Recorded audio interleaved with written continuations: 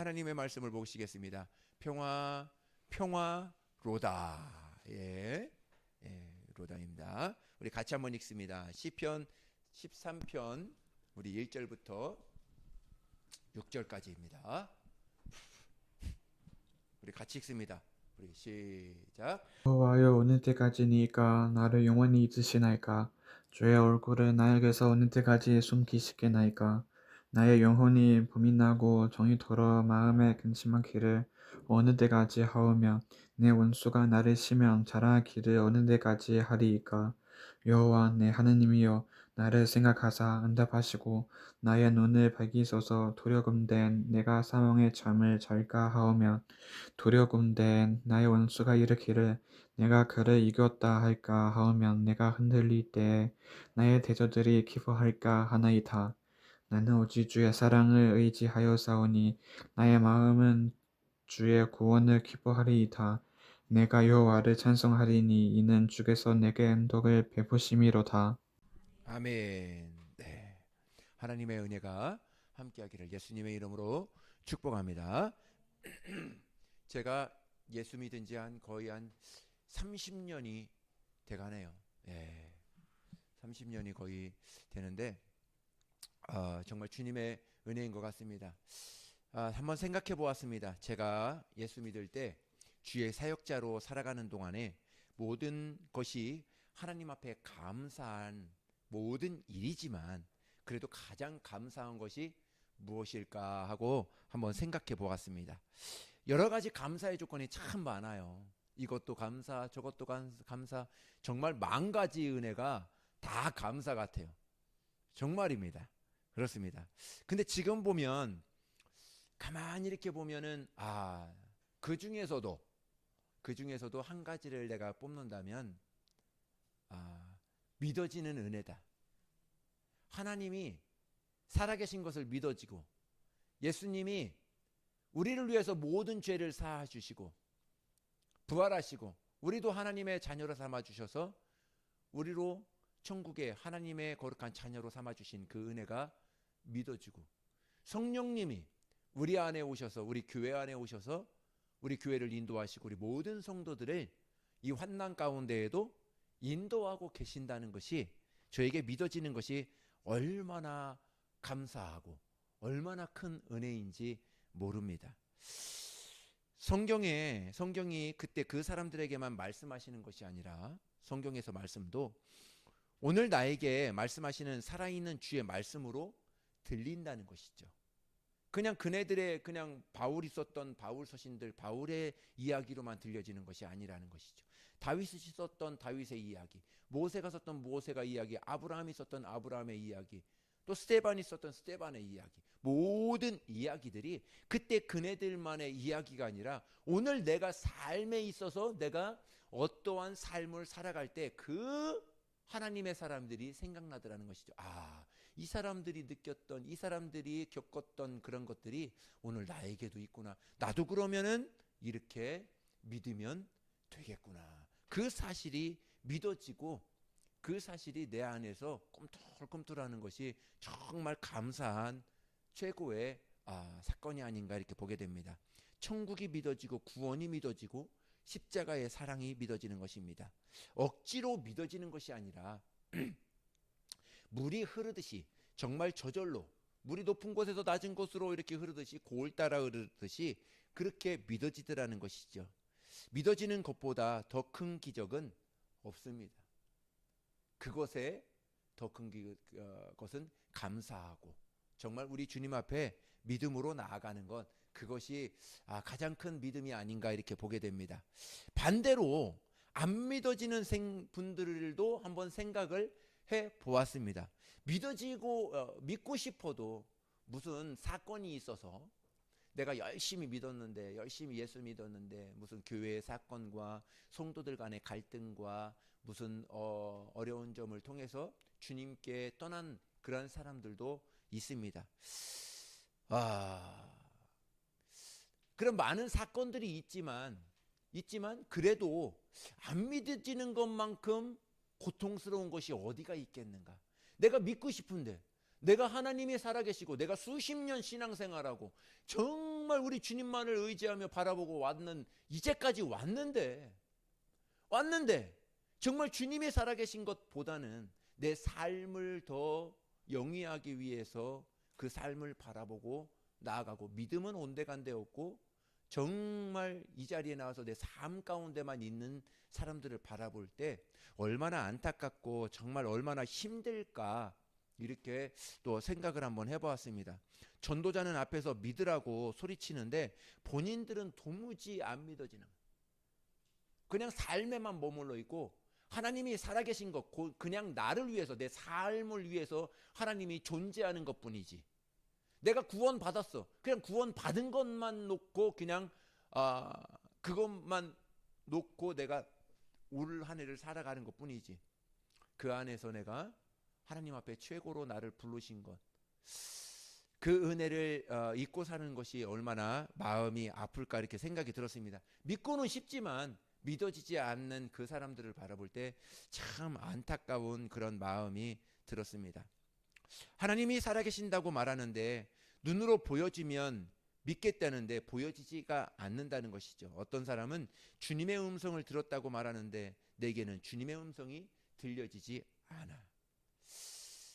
믿는 사람들은 나 보고 답답하다는 듯, 불쌍하다는 듯 쳐다보고는 있는데 안 믿어지는 자신이야 오죽하겠느냐, 이렇게 한번 생각을 한번 해보게 되었습니다.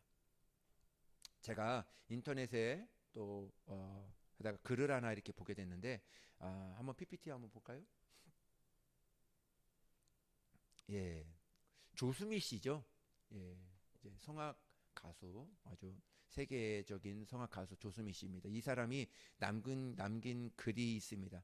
한번 같이 제가 한번 읽을까요? 불평이 가지고 있는 단점은 많지만 그 중에서도 가장 안 좋은 건 당신이 불행이 많은 사람으로 주변 사람들에게 소비되기 시작한다는 것이다. 불평 가득한 사람이 되면 받을 수 있는 도움도, 얻을 수 있는 친절도 따라오지 않게 된다. 불평과 원망이 단점이에요. 그러나 그것이 나만의 문제가 되는 것이 아니라 그것 또한 주위에게 흘려보낸다는 것이죠. 그것이 너무나 안타깝다 하는 것입니다. 그런 사람에게는 남들이 남들에게 도움을 받을 수도, 또 남들에게 친절을 베풀 수도, 친절이 따라올 수도 없는 그러한 사람이 된다, 이렇게 이야기를 합니다. 그런 것 같아요. 우리 믿음도 내가 정말 베풀 때, 내가 내 안에 있을 때, 내가 어떠한 마음에 내가 갖고 있느냐에 있어서 주위 사람들에게 그대로 이렇게 흘려 보낸다는 것이죠. 참 중요한 말씀입니다. 믿음은 하나님이 주시는 사랑입니다. 하나님의 제일 큰 사랑입니다. 성령으로 아니하고는 예수를 주라 할 수 없다, 이렇게 이야기합니다. 종교는 사람의 의지로 믿을 수 있고 수양할 수 있고 도를 닦을 수 있습니다. 그러나 우리 신앙은 하나님이 주셔야 하는 것, 주셔야 믿어지는 것입니다. 신앙은 논쟁으로 증명되는 것이 아니에요. 믿고 경험됨으로 증명되는 것입니다.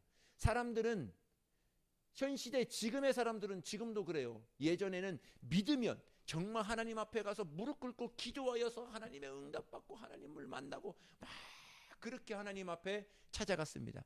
근데 지금은 어떻죠? 지금은 하나님의 살아계심을 설명해 봐. 하나님의 살아계심을 증명해 봐. 그것을 논리적으로 설명하라니까 그게 논리가 됩니다. 야, 하나님이 천지를 창조하셨어. 하나님이 이 모든 만물을 창조하시고 지으셨어. 바다의 고기도, 동물도, 이 모든 식물도. 그리고 우리 죄를 사해 주셨어. 그거를 그거 어떻게 논리로 증명할 건데, 이렇게 다가옵니다. 현 시대는 믿음들의 사람들이. 그것이 아니죠. 하나님의 역사는 논리로, 어떠한 방법으로, 어떤 현상으로 증명되는 것이 아니라 그 하나님을 내가 믿을 때, 그 하나님을 전적으로 의지할 때, 그 증명이 하나님이 살아계심이 나타낸다는 것이죠. 그러므로 우리는 하나님 앞에 무릎 꿇고 나아갈 때 하나님이 만나 주시는 것이에요. 우리는 하나님 앞에 믿음으로 나아갈 때 하나님이 내 속에서 역사에 그런 마음을 주시고 하나님이 살아계시다는 마음을 주시고 그런 믿음으로 나아갈 수 있게 되는 것이죠. 오늘 길지 않은 사연인데 길게 느껴지는 이 오늘 본문이 있어요. 13절에 13편에 오늘 시편 13편 전체의 말씀인데요.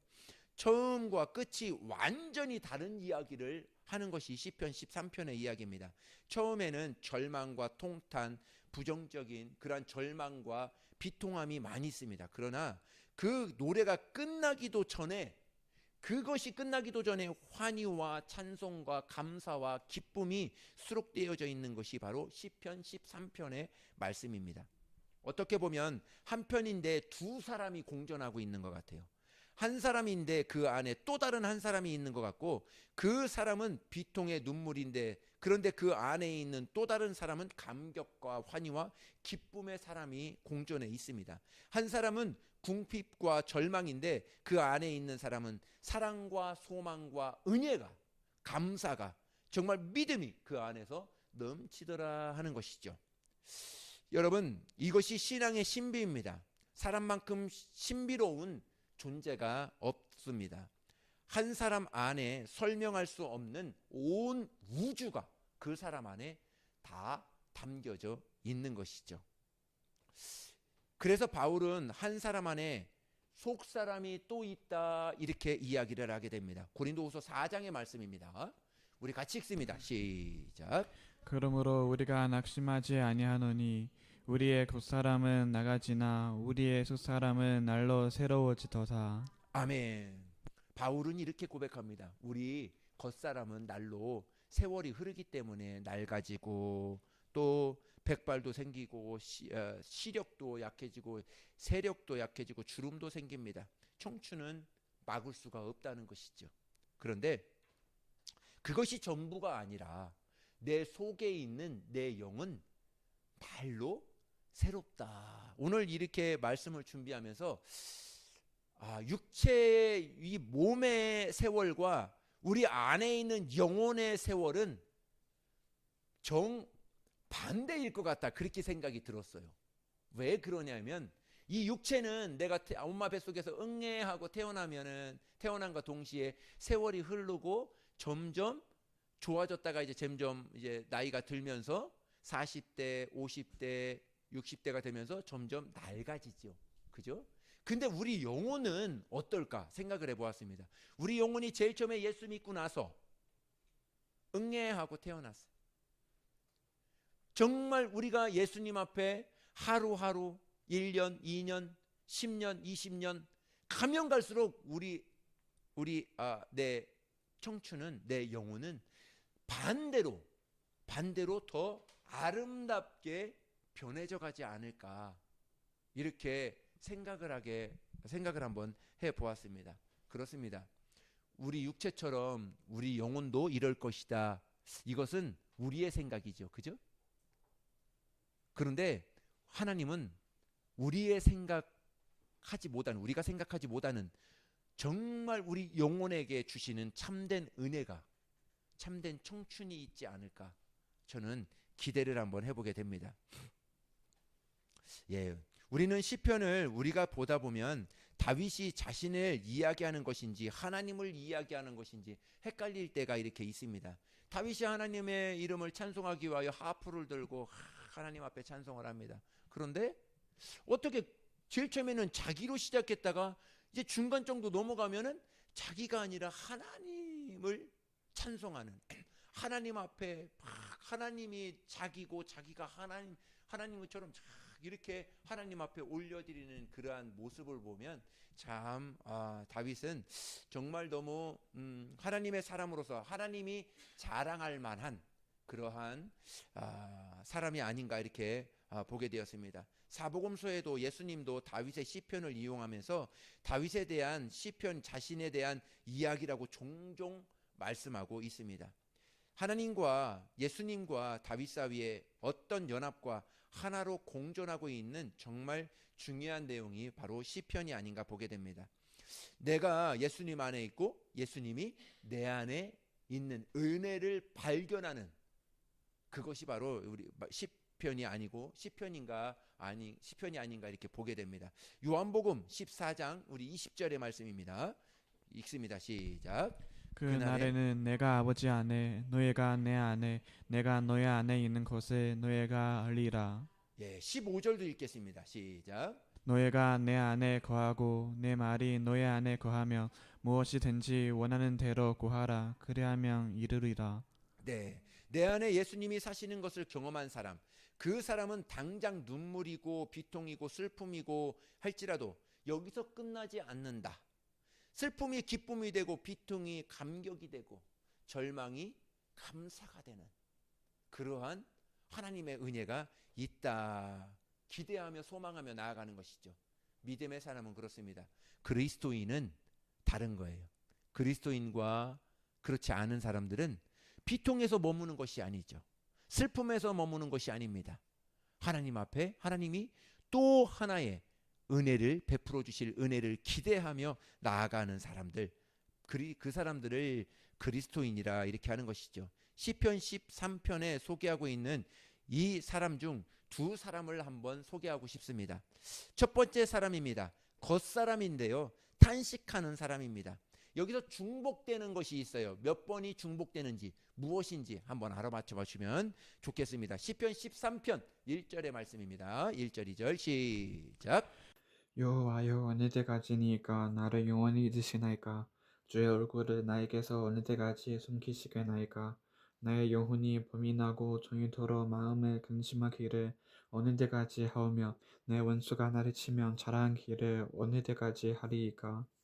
아멘. 네, 찾으셨어요? 무엇이 반복되죠? 반복되는 예? 어느 때까지죠? 몇 번일까요? 몇 번 반복됐을까? 찾으라고 그러니까 지금 찾냐? 네 번이 반복되죠. 네 번 어느 때까지 정말 이 말씀은 어떻게 보면 탄식의 의문이 가득 담겨 있어요. 가득 담겨 있는데 더할 수 없는 슬픔 중에도 오늘 절망이 끝이 보이지 않는다는 것이죠. 슬픔 중에도 하나님께 언제까지 이 일이 계속돼야 돼요? 언제까지 이 광야에서 쫓겨다녀야 되고 내가 기름 부음을 받았지만 언제까지 내가 이러한 상황에서 내가 있어야 됩니까? 계속 탄식과 절망 가운데 부르짖는 그러한 탄식하는 사람이죠. 여기서 나를 잊어버렸습니까? 라는 서반부의 이러한 이야기도 있습니다. 다윗이 하나님이 자신을 잊었기 때문에 나를 잊었습니까? 이렇게 이야기하는 것이 아니에요. 그것이 아니라 13장 1절에 이야기하지만은 나를 잊었습니까? 이렇게 이야기하지만 그것은 나를 잊어버렸기 때문에 그런 것이 아니라 내가 이렇게 하나님을 찾고자 합니다. 이렇게 하나님 앞에 가까이 가고자 합니다. 어떻게 보면 반어법으로 하나님 앞에 나아가고자 하는 이 겉사람의 의지가 이 안에 고스란히 담겨져 있지 않을까 이렇게 보게 됩니다. 여러분, 하나님은 우리를 잊을 수 없는 분이라 성경은 말씀하고 있어요. 이사야서 49장입니다. 우리 읽습니다. 시작. 여인이 어찌 그 젖먹는 자식을 잊겠으며 자기 태에서 난 아들을 긍휼히 여기지 않겠느냐? 그들은 혹시 잊을지라도 나는 너를 잊지 아니할 것이라. 내가 너를 내 손바닥에 새겼고 너의 손뼉이 항상 내 앞에 있나니. 아멘. 젖먹이를 둔 엄마가 자식을 어떻게 잊을 수 있겠느냐 이렇게 이야기를 하는 것이죠. 그것처럼 하나님도 우리를 잊을 수 없는 이유가 있다는 것이죠. 주님의 손바닥에 우리 이름을 다 새겨놓고 우리를 지금도 기억하고 기도하고 계시다는 것이죠. 붓으로 물감으로 쓰지 않았습니다. 만약에 그랬다면 세월이 흘렀을 때 바래고 없어졌을 거예요. 낡아지고 지워졌을 것입니다. 그래서 예수님은 나를 조각하는 어떻게 보면 십자가의 그 못으로 나의 이름을 그 안에 새겨두고 그 못자국을 보면서 지금도 우리를 기억하고 우리를 위해서 기도하고 계시지 않을까 이렇게 보게 되었습니다. 그렇습니다. 예수님은 자신의 손바닥에 난 그 못자국을 보고 무슨 생각을 하실까? 제 이 땅에서 잘 되게 해줘야지. 물론 그것도 있을 것입니다. 그런데 중요한 것은 너는 내 자식이야. 내가 너를 이렇게 낳았고 이렇게 내가 너와 함께하고 있어. 하고 우리를 위해서 계속 중보기도해 주시지 않을까 그런 생각이 들었습니다. 하나님은 우리와 함께하고 계시고 지금도 우리를 떠나시 아니하시고 끝까지 우리를 붙잡아 주시고 계시는 분이 바로 우리 주님이시라는 것이죠. 마태복음 28장입니다. 우리 읽습니다. 시작. 내가 너희에게 분부한 모든 것을 가르쳐 지키게 하라. 볼지어다 내가 세상 끝날까지 너희와 항상 함께 있으리라 하시니라. 아멘. 네. 이 사실을 믿습니까? 아멘. 우리는 혹시 잠깐은 잊을 수 있어요. 세상 일이 너무 바빠서 공부해느냐고 내가 너무 힘들어서 잠깐은 우리 주님을 잊을 수가 있습니다. 근데 우리 주님은 잊을 수 없대요. 그것이 감사죠. 그것이 예수님이 우리를 향한 사랑입니다. 지금 시편 기자는 이렇게 기록하고 있습니다. 하나님 오늘 힘들어서 죽을 것 같아도 내가 주님의 얼굴 한 번만 보면 이 고통 가운데서 내가 일어날 수 있을 것 같아요. 하나님, 내가 하나님이 나와 함께 하신다는 것, 그것을 하나만 확인시켜 주는 것이 있는데 그것이 모든 고난 가운데서도 내가 이겨낼 수 있는 힘은 하나님 나에게 한번 얼굴을 한번 비춰 주시면 그거 하나만이라도 내가 이 모든 환경에서 내가 넉넉히 이겨낼 수 있고 정말 힘을 얻을 수 있을 것 같습니다. 이렇게 이야기하는 것이죠. 우리는 다윗에 대한 기도와 우리에 대한 기도가 여기서 달라요. 우리는 어려움이 있으면 이 환경이 빨리 지나가게 하여 주시고 이 환경이 빨리 없어지게 하여 주옵소서. 이것이 우리의 기도 아니겠습니까? 근데 다윗의 기도는 그렇지가 않아요. 하나님, 이러한 모든 쫓기는 것, 나를 죽이려고 하는 것, 나를 업신여기는 것, 모든 것이 있지만 이것은 아무것도 아니에요. 이것은 아무것. 오직 하나님이 나와 함께 하시고 오직 하나님이 나를 붙잡아 주시고 그것에 있어서 하나님의 얼굴을 내 마음에 한번 보여주세요. 그것 하나를 구합니다. 여러분들에게 축복드리고 싶습니다. 여러분들이 지금 당면에 있는 또 당면에 있지 않을지라도 하나님의 얼굴을 구했으면 좋겠습니다. 정말 하나님의 얼굴을 구하며 하나님께서 베풀어 주신 내가 너와 함께하고 있어. 그것으로 끝나지 않아. 지금 절망, 지금 어려움들, 지금 슬픔들 그것으로 끝나지 않아. 반전이 있는 거 아니? 조금만 참아다오. 조금만 기다려다오. 근데 이 일들을 왜 주실까? 너는 그만큼의 믿음이 있기 때문에 그래. 그거 내가 너를 이만큼 사랑하는데 너의 사랑을 한번 확증해 보고 싶은 거야. 내가 확인해 보려고 하는 것이 아니라 네 믿음을 더욱더 굳건하게. 왜 우리가 운동할 때 아령을 5kg 잴점에 들을 때 5kg를 계속 한 달, 두 달, 세 달, 1년 5kg만 계속 들으면 어때요? 근육이 생길까요? 어느 정도 생기다가 생기지 않아요. 그런데 우리가 5kg 들다가 조금 한 두세 달 들으면 또 10kg를 들을 수 있고, 그죠? 점점감의 그 무게를 들어야죠. 예수님은 그런 거예요. 예수님은 우리를 실망시키고 우리를 슬픔 주기 위해서가 아니라 어떻게 보면 우리를 더 굳건하게 더 큰 사랑으로 안겨주려다 보니까 오늘 이러한 환경도 이러한 환경도 우리에게 현실도 허락해 주신 것이 아닌가 보게 되는 것이죠. 하나님의 얼굴을 보여주세요. 우리가 구할 것은 그런 것입니다. 하나님의 얼굴을 한 번만 보여주십시오. 그러면 내가 힘을 얻을 수 있습니다. 시편 42편의 말씀입니다. 우리 읽습니다. 시작. 내 영혼이 하나님 곧 살아계시는 하나님을 갈망하나니 내가 어느 때에 나아가서 하나님의 얼굴을 배울까? 제가 좋아하는 구절입니다. 시편 27편 4절의 말씀입니다.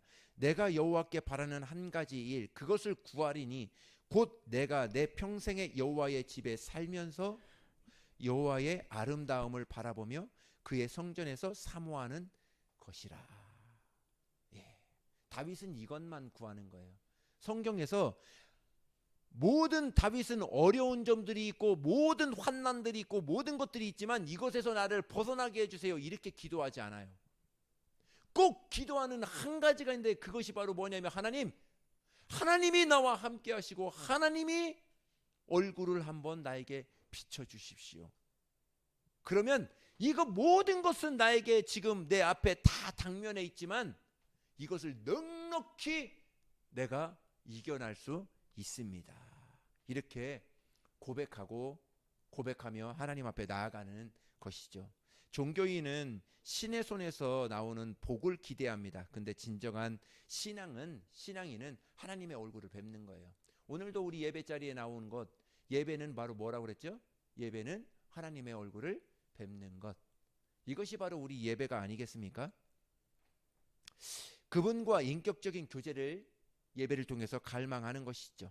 하나님의 얼굴에서 한없는 기쁨을 얻게 되는 것입니다. 하나님의 얼굴에서 나오는 세상에 줄 수 없는 행복을 오늘도 말씀을 통하여서 오늘도 주님이 주시는 은혜를 통하여서 내가 다시 한번 힘을 얻게 되는 것이죠. 여러분, 하늘의 검은 구름이 정말 덮는다고 해서 태양이 정말 없다고 태양을 가릴 수 있겠습니까?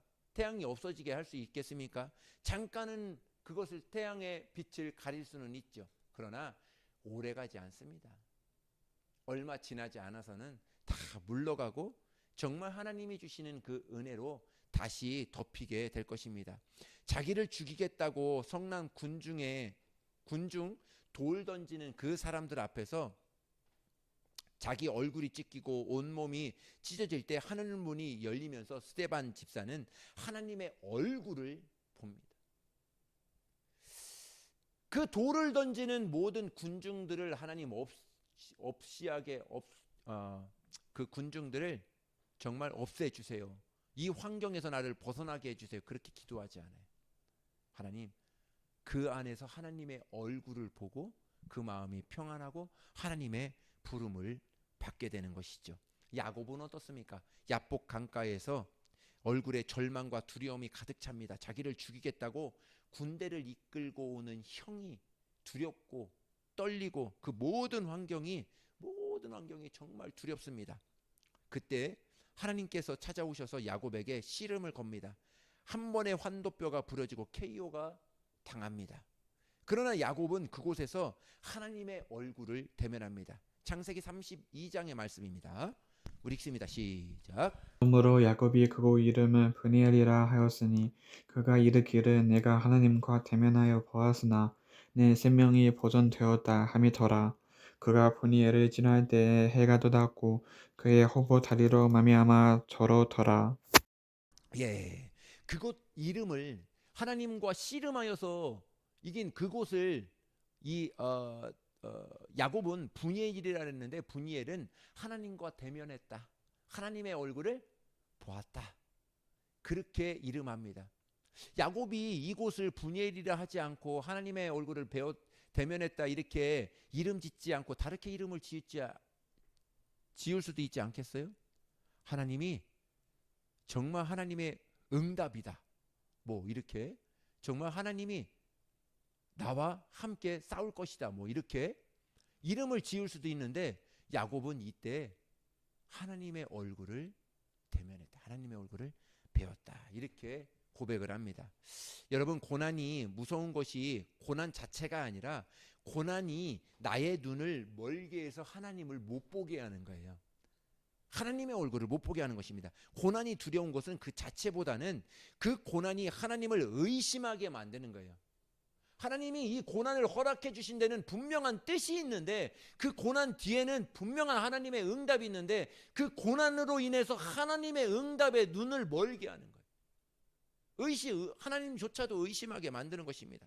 고난이 우리의 믿음을 흔드는 것입니다. 고난이 어제 받은 은혜조차도 망각하게 만드는 거예요. 여태까지 하나님께서 주신 그 은혜를 다 망각하게 만드는 것이죠. 그래서 아무 은혜도 받지 않는 사람처럼 오늘 내 마음속에 쓴뿌리가 내려서 불평과 원망이 가득해서 언제 은혜 받았는지 그것 또한 잊어버리고 내 입에서, 내 삶에서 그것이 나온다는 것이죠. 우리는 그렇습니다. 왜 손해보지 않는 일들이 왜 없겠어요? 저도 많아요. 저도 세워보면 불평한 일들, 원망할 일들 왜 없겠습니까? 있지만 내가 불평해봤자, 왜 내가 원망해봤자 그 일이 바뀝니까? 그 일이 바뀌어요, 안 바뀌어요? 안 바뀌어요. 왜 근데 억울하게 왜 내 입술로 불평하고 원망하고 왜 내가 절망해요? 바뀌지도 않는데, 바뀌면은 내가 그렇게 하겠어요? 바뀌지도 않는데 그렇게 해요. 그것이 아니라, 아니야, 이 땅에 이것을 나에게 하나님께서 허락해 주신 것은 분명히 이 뒤에 오는 무언가가 있어. 다시 기대하게 되는 것이죠. 다시 소망을 갖게 되는 것이죠. 다시 하나님의 얼굴을 배울 수 있는 절호의 기회구나. 하나님 앞에 달려갈 수 있는 그 시간으로 우리는 만들어야 되지 않을까 하는 것이죠. 여러분, 진짜 믿음은 시련이 불 가운데 통과할 때 증명이 되는 것입니다. 내 믿음이 얼만큼이냐? 시련에 내가 딱 부닥치면 내 믿음을 가늠할 수 있어요. 아, 내 믿음이 이만큼이구나. 내 믿음이 이만큼이구나. 내 믿음이 바닥이구나. 다시 한번 불을 지펴야 되겠구나 하고 일어나게 되는 것이죠. 그렇지 않습니까? 금이 뜨거운 불뭇불 속에서 재련되는 과정을 거쳐서 순금으로 나오는 것처럼 정말 정금 같은 믿음이 뜨거운 고통과 시련과 그러한 상황 속에서 우리의 믿음의 독소가 정말 세상 가운데 섞여 있는 모든 독소들이 다 그 불순물들이 그 시련 가운데서 다 빠져나가는 거예요. 할렐루야. 그것이 하나님께서 주신, 그렇기 때문에 오늘 시련이 아니에요. 어떻게 보면 감사가 되는 것이죠. 오늘 내가 어려움이, 내가 이러한 환경이 나의 시련으로 끝나는 것이 아니라 이 시련 또한 하나님의 은혜예요. 왜? 내 믿음을 정금과 같이 내 속에 있는 모든 독소를, 세상 것을 다 빼기 위한 하나의 과정이기 때문에 그렇습니다. 과정은 끝이 아니에요. 지나가는 것이지. 예. 내가 힘들고 약해 있을 때 하나님의 시선은 더욱 나를 집중하게 되어 있습니다.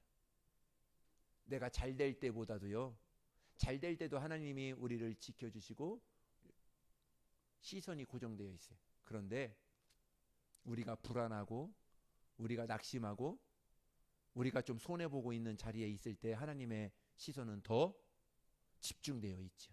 우리 아이들을 다 키워본 사람들은 압니다. 우리 자녀들이 첫 번째 걸음마일 때 어떻습니까? 첫 번째 걸음마일 때 한번 일어나려고 벽 잡고 이렇게 갑니다.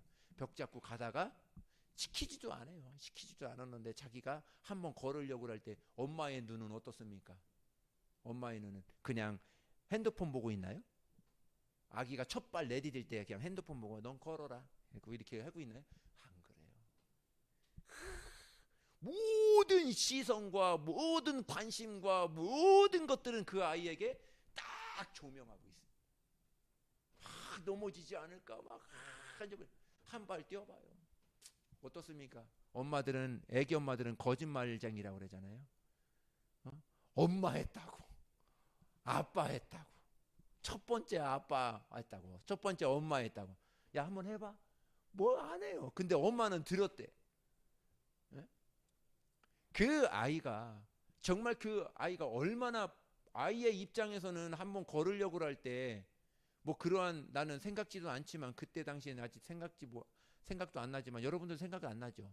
안 나지만 심적으로 그 아이는 그 도전을 하지만 마음은 어떻을까요? 한번 넘어지니까 무릎팍이 엄청 아프죠. 그러니까 막 울지요. 여기도 막 쿵 하니까 막 엄청 울지요. 그러나 중요한, 목사님이 말씀드리고 싶은 것은 부모의 시선은 그 아이에게 다 고정, 손도 그 아이에게 향해 있고 눈도 모든 몸이 다 그 아이에게 있는 것입니다.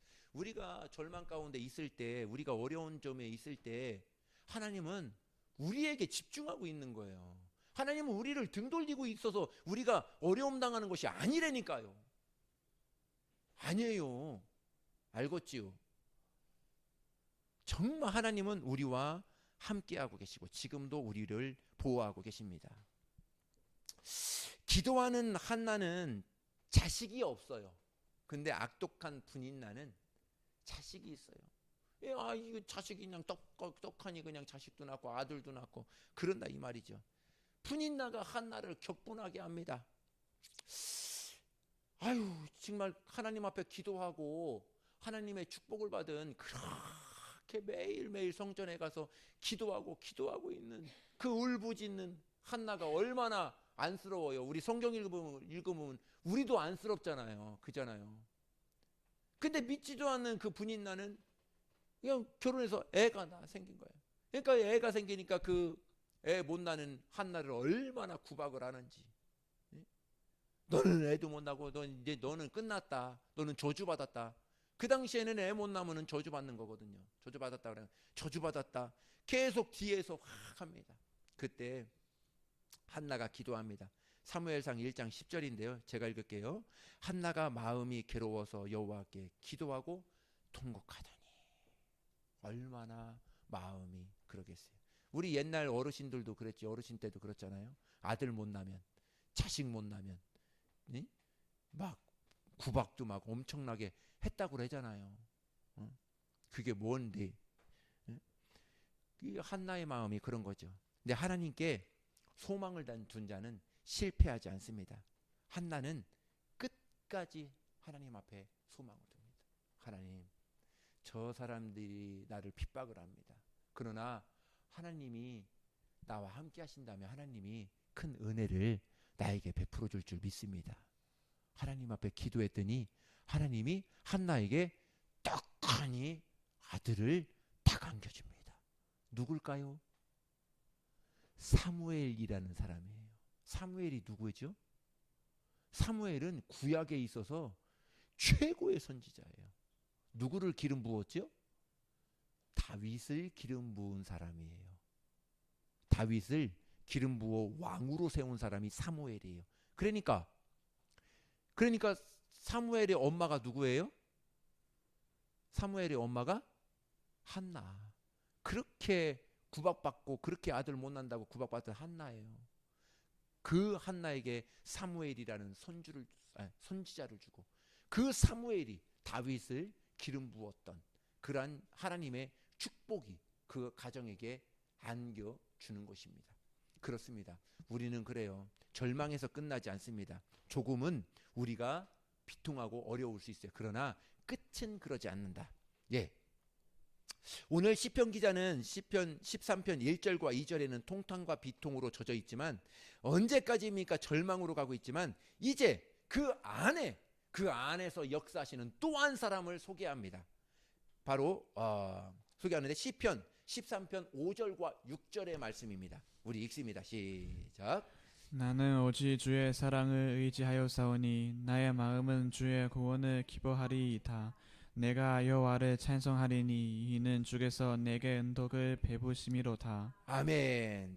여기서 주의 사랑을 의지하여, 나는 주의 사랑을 의심하지 않고 의지하며 나아가기로 결단했습니다. 첫 번째 1절 2절은 비통함과 내가 언제까지 해야 됩니까? 어느 때까지 비통하며 나아갔지만 끝에 얼마 지나지 않아서 5절 6절에서는 아니야, 내가 주를 더욱더 사랑하기로 의지를 내가 굳혔고 주님의 구원을 기뻐하고 감사하고 찬송하기로 나가서 주님이 나에게 큰 은덕을 베풀어 주셨어 하고 그 기도가 완전히 바뀝니다. 딴 사람인 것 같아요. 근데 한 사람이 그렇게 이야기하는 거예요. 겉사람은 부정적으로 가지만 내 속사람은 하나님을 찬송하고 하나님 앞에 나아가는 것이죠. 기뻐하고 찬송하는 사람이 사실은 다른 사람이 아니고 한 사람, 내 안에 있는 속사람이 그렇게 하나님 앞에 기도하며 나아간다는 것이죠. 잠깐은 그 사람이 엄습해오는 절망이, 비통이 그 사람을 사로잡지만 성령께서 내 마음을 흔들기 시작할 때, 그때에는 다르다는 것이죠. 하나님의 은혜가 내 마음에 덮어오고 정말 하나님의 내 영혼의 은혜의 강물이 넘쳐 흐르기 시작하여 내 깊은 곳에서 기쁨의 샘물이, 감사의 샘물이, 은혜의 샘물이 내 깊은 곳에서 흘러 넘치게 된다는 것이죠. 바울과 실라가 감옥 안에서, 빌립보 지하 감옥에서 감옥에 던져졌습니다. 얼마나 매를 맞았는지를 모릅니다. 온몸이 찢어지고 피투성이가 되어버립니다. 두 발과 두 손에는 착고가 차서 꼼짝도 못합니다. 감옥문이 굳게 닫혀 있습니다. 그 순간에 인간적으로 보면 왜 두려움이 없겠어요? 왜 절망이 없겠습니까? 근데 그래도 사람인데도 정말 그렇다 할지라도 그들도 다윗처럼 부르짖기, 하나님 앞에 기도하며 나아가기로 결단합니다. 하나님, 오늘 고난이 어떻게 이해가 안 되고 이러한 상황이 나로서는 이해가 되지는 않지만 내가 오늘 하나님을 찬송하기로, 그럴지라도 그리 아니야, 내가 소원하고 내가 기도했던 모든 것이 그렇게 되지 아니할지라도 나는 하나님 앞에 하나님의 선하심을 믿고 하나님의 사랑을 의심하지 않고 하나님이 나와 함께 하신다는 것을 내가 굳게 믿고 우리 하나님 앞에 나아가기로 오늘 결단합니다. 그것을 오늘 찬양으로 하나님 앞에 올려드립니다. 다윗은 그렇게 찬송하며 나아갔던 거예요. 이 바울과 실라도 감옥 안에서 그렇게 나갔던 거예요. 왜 안 힘들어요? 매도 수없이 맞고 갈기갈기 찍혀서 꼼짝없이 묶여있고 얼마나 힘들게. 그럴지라도 하나님이 그런 분이 아니시지. 하나님은 나를 이런 곳에서도 능히 건져내실 하나님의 사랑을 나는 의심하지 않아. 찬송과 기도가 함께 했을 때 그 옥문이 열리고 착고가 풀어지고 하나님의 은혜를 경험하는 그러한 일들을 보게 되죠. 같은 사람인데 다른 사람이 되었습니다. 방금 전에는 절망이 아니라 성령이 그 마음을 사로잡아 버리니까 그 마음 깊은 곳에서 찬송이 흘러나왔던 것이죠. 그렇습니다. 오늘 불렀던 찬송가가 생각났습니다. 내 영혼의 그 깊은 데서 맑은 가락이 울려나네. 하늘 곡조가 언제나 흘러나와 내 영혼을 고이 싸네.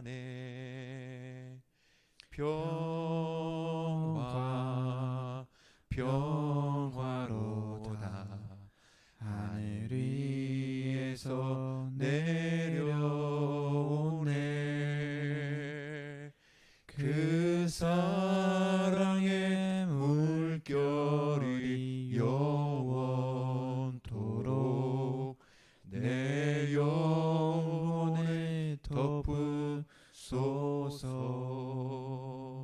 할렐루야.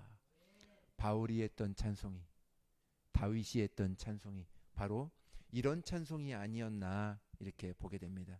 우물 아래에 깊숙이 있던 물은 두레박으로 끌어올려야 됩니다. 우리 저마뿐만 아니라 지금 저와 여러분에게도 있어요. 여러분들 안에, 여러분들 영혼 깊숙한 곳에 흐르고 있는 하나님의 은혜가 있다니까요.